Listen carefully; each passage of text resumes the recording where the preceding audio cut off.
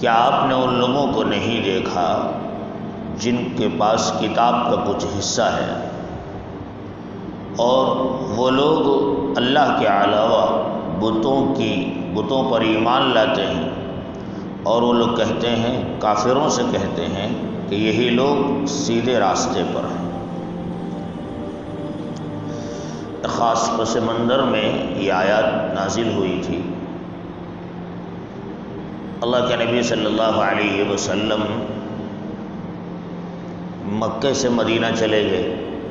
مدینہ جانے کے بعد مکے والوں نے چھیڑخانی کی، 2 جنگیں ہوئی۔ پہلی جنگ بدر کہلاتی ہے، دوسری اس کے بعد پہلی جنگ مدینہ جانے کے دوسرے سال میں ہوئی۔ 1 سال نہیں ہوا تھا پھر دوسری جنگ ہوئی، احد کی جنگ احد، جو احد پہاڑوں کے دامن میں ہوئی تھی۔ دونوں جنگوں میں کافروں کا اچھا خاصا نقصان ہوا، مسلمان مضبوط ہوتے ہی جا رہے تھے۔ تو مدینے کے اندر رہنے والے یہودیوں نے یہ پلان کیا کہ محمد کو، مکے والے مکے سے آ کے لڑ رہے ہیں، تو محمد کو شکست دینا ان کے بس کا نہیں نظر آ رہا ہے، لہذا ایک بڑا اتحاد بننا چاہیے، ایک بڑی فوج بننی چاہیے۔ تو مکے والے اور مدینے کے یہودی، مکے کے کافر، مدینے کے یہودی، یہ دونوں مل کر کے مقابلہ کریں تو محمد اور ان کے ساتھیوں کو روز باللہ ختم کر دیں گے، پورا کام ہی ختم ہو جائے گا، ایک ساتھ قصہ ختم ہو جائے گا ان کا۔ تو مدینے سے یہودیوں کے 2 بڑے سردار، کعب ابن اشرف، حوی ابن اخطب، یہ 2 بڑے سردار تھے، عالم تھے بلے یہود تورات کے، وہ دونوں مکہ آئے اور مکہ آ کر یہاں مکے کے کافروں سے، سرداروں سے بات کی، ابو سفیان سے، فلاں سے، فلاں سے، سب سے بات کی۔ تو ان لوگوں نے کہا کہ بھئی تم لوگ یہ بتاؤ، ہم وعدہ کر، اگر تمہاری بات کا کیا بھروسہ کہ ہم یہاں سے مکے سے نکل کر مدینہ آئیں گے، مدینے پہ اٹیک کرنے کے لیے، تم ہمارا ساتھ دو گے نہیں دو گے، اس کا کیا یقین ہے؟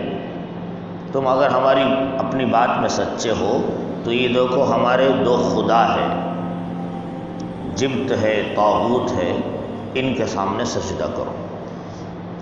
حالانکہ یہودیوں کے پاس بھی اللہ کے علاوہ کسی اور کے سامنے سجدہ کرنا جائز نہیں تھا، مگر سجدہ کر دیا انہوں نے، اسی کی طرف اشارہ کر۔ پھر اس کے بعد انہوں نے پوچھا کہ دیکھو بھئی ہم تو جاہل ہیں، ہمارے پاس کوئی کتاب نہیں ہے، تم لوگ عالم ہو، تمہارے پاس تورات ہے، کہ تم یہ بتاؤ کہ آیا ہم حق پہ ہے یا محمد حق پہ ہے، محمد کا دین صحیح ہے یا ہمارا دین صحیح ہے؟ تو انہوں نے پوچھا کہ مکے والوں سے تمہارا دین ہے کیا؟ بولے ہمارا دین کیا ہے، ہم اونٹوں کو چراتے ہیں، اونٹوں کو پالتے ہیں، دودھ نکالتے ہیں، اونٹ کا گوشت کھاتے ہیں، مکے میں اگر حاجی لوگ آئے تو حاجیوں کی خدمت کرتے ہیں، بس یہی دین ہے ہمارا۔ اور محمد کا دین کیا ہے؟ محمد وہ انہوں نیا دین پیش کر رہے، انہوں ہمارے خداؤں کی پوجا نہیں کر رہے، انہوں یہ بول رہے ایک اکیلے اللہ کو ماننا۔ تم بتاؤ محمد صحیح ہے یا ہم صحیح ہے؟ حالانکہ تورات میں صاف صاف لکھا ہوا ہے کہ محمد صلی اللہ علیہ وسلم آنے والے ہیں، دین حق بالکل سچا ہے، اسلام سچا مذہب ہے، مگر چونکہ محمد کے خلاف بات آ رہی تھی، ان لوگوں نے جانتے بوجھتے کافروں کے سامنے یہ کہا کہ نہیں تم ہی صحیح ہو، تمہارا دین حق ہے، محمد کا دین غلط ہے۔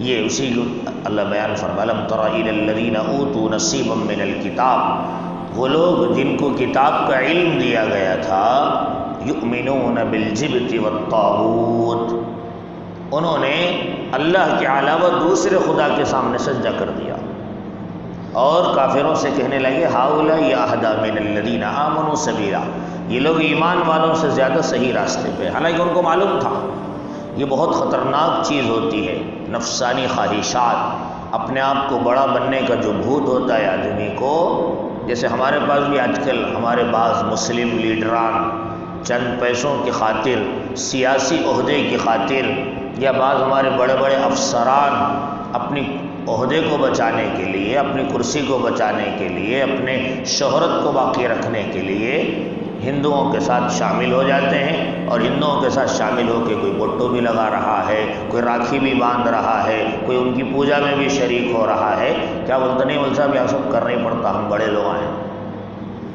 اللہ کو چھوڑ کے غیر اللہ کی بھی عبادت کر رہے ہیں۔ اللہ یہ اپنی سیاست کو بچانے کے لیے، اپنی کرسی کو بچانے کے لیے، یا اپنے عہدے کو بچانے اور اپنی نوکری کو باقی رکھنے کے لیے آدمی شرک کرنے لگے، اور یہ سمجھے کہ صاحب نہیں وہ تم بھی صحیح ہے، تم بھی صحیح ہے، میں اپنے مذہب پہ بھی عمل کرتا ہوں، تمہارے مذہب پہ بھی عمل کرتا ہوں۔ یہ وہ چیز ہے جس کو اللہ نے فرمایا اولئک الذین لعنہم اللہ، یہی لوگ ہیں جن پر اللہ کی لعنت ہے، اللہ کی لعنت ہے۔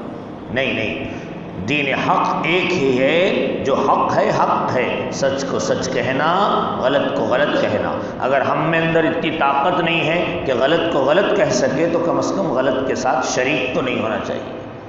ہاں، یہ بہت سمجھنے کی ضرورت۔ اللہ تعالی ہم سب کی حفاظت فرمائے۔ سبحان اللہ بحمدہ، سبحانک اللہ۔